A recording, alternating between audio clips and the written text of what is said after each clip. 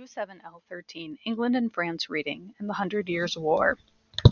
Directions: read the text below about England and France during the Middle Ages, and answer the questions embedded in boxes throughout the text. Note, this text is from your world history textbook. The vocab words that you need to write definitions to in your study guide under section 13 are italicized. Okay, so any of the words that are italicized are vocab words, and you need to write them in your study guide. And of course, if you want to listen to me read it. Here's a map from your textbook about Middle Age Europe. England's involving government. In the Middle Ages, 500 to 1500 CE, English kings tried to achieve two goals. First, they wanted to hold and add to their French lands. Second, they wanted to strengthen their own power over the nobles and the church. The English king Henry II added to these holdings by marrying Eleanor of Aquitaine from France.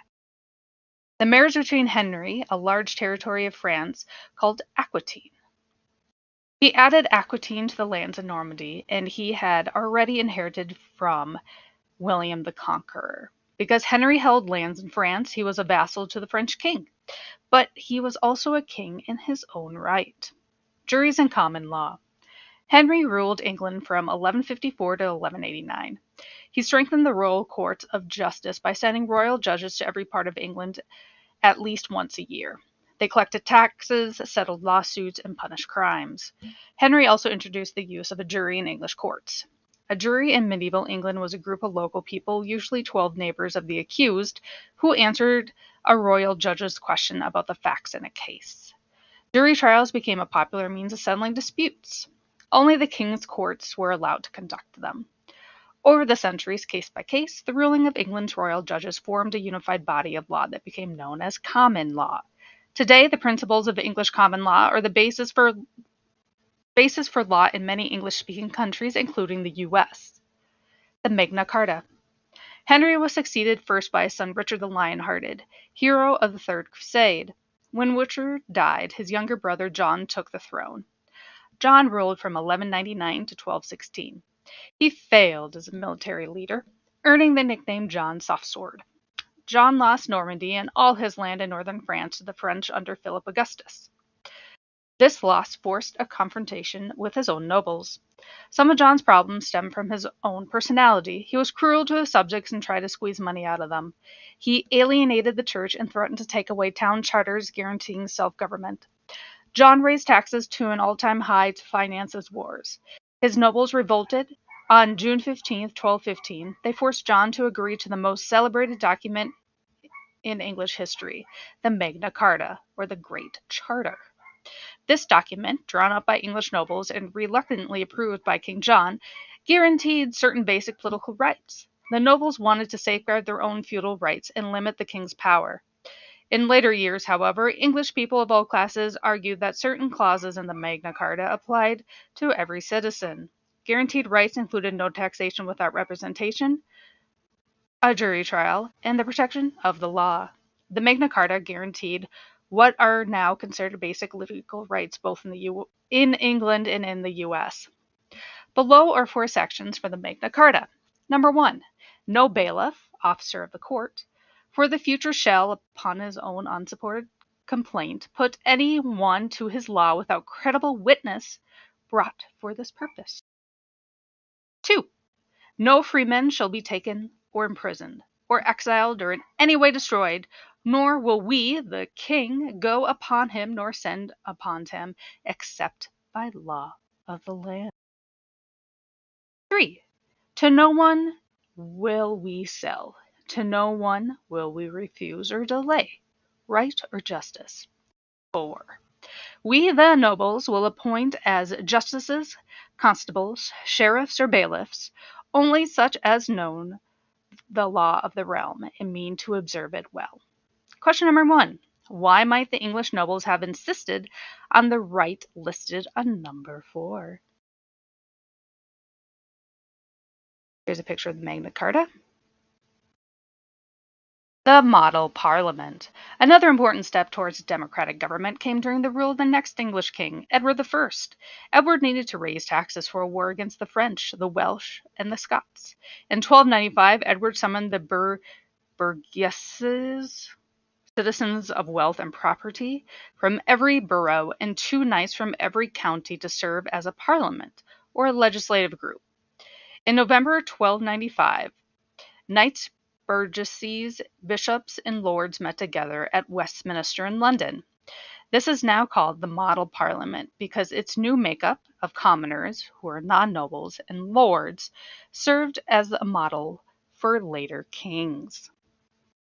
Over the next century, from 1300 to 1400, the king called the knights and burgesses whenever a new tax was needed. In Parliament, these two groups gradually formed an assembly called the House of Commons. Nobles and bishops met separately at the House of Lords under Edward I. Parliament was a royal tool that weakened the great lords.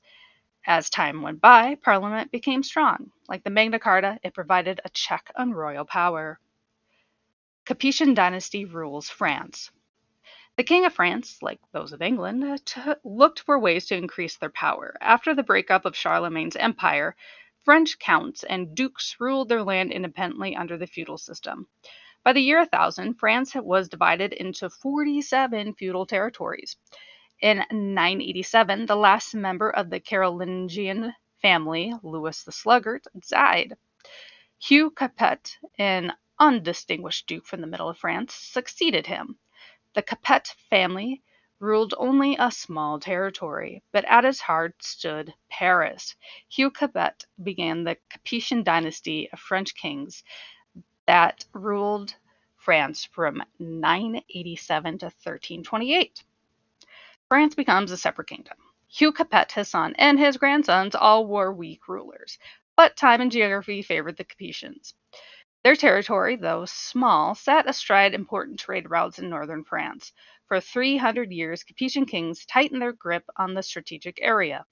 The power of the king gradually spread outward from Paris. Eventually, the growth of royal power would unite France. Philip II expands his power. One of the most powerful Capetians was Philip II, called Philip Augustus, who ruled from 1180 to 1223. As a child, Philip had watched his father lose land to King Henry II of England. When Philip became king at age 15, he set out to weaken the power of the English kings of France. Philip was crafty, unprincipled, and willing to do whatever was necessary to achieve his goal.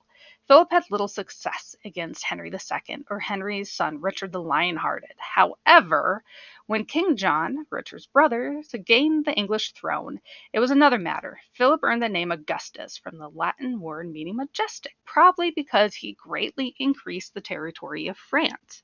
He seized Normandy from King John in 1204, and within 2 years he gained another territory. By the end of King Philip's reign, he had tripled the lands under his direct control.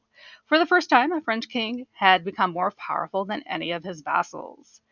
Philip II not only wanted more land, he also wanted a stronger central government. He established royal officials called bailiffs. They were sent to Paris to every district in the kingdom to preside over the king's courts and to collect the king's taxes. Here is a map of modern-day France. If you don't know where Normandy is, it is up here in this yellow color.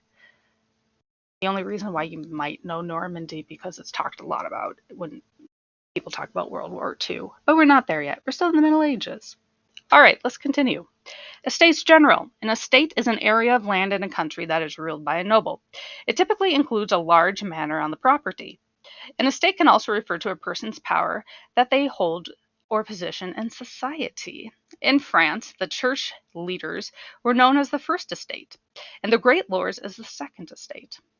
The commoners, wealthy landowners or merchants that Philip II invited to participate in the council became known as the third estate. The whole meeting was called the Estates General. Like the English Parliament in its early years, the Estates General helped to increase royal power against nobility. Unlike Parliament, however, the States General never became an independent force that limited the king's power. However, centuries later, the Third Estate would play a key role in overthrowing the French monarchy during the French Revolution. Question 2. Why did Philip II call the Estates General together? The 100-Year War. Again, directions, read the document below about the 100 Years' War, answer the questions in the boxes below some of the paragraphs. Here's a map, by the way, of France and England. England's up here, this is France. Despite the name, the 100 Years' War wasn't actually a single war. Rather, it was a series of wars between England and France that lasted from 1337 to 1453. There were many events that led to this long conflict, but the main trigger was the fact that the English ruled the province of Guyenne, located in southwest France.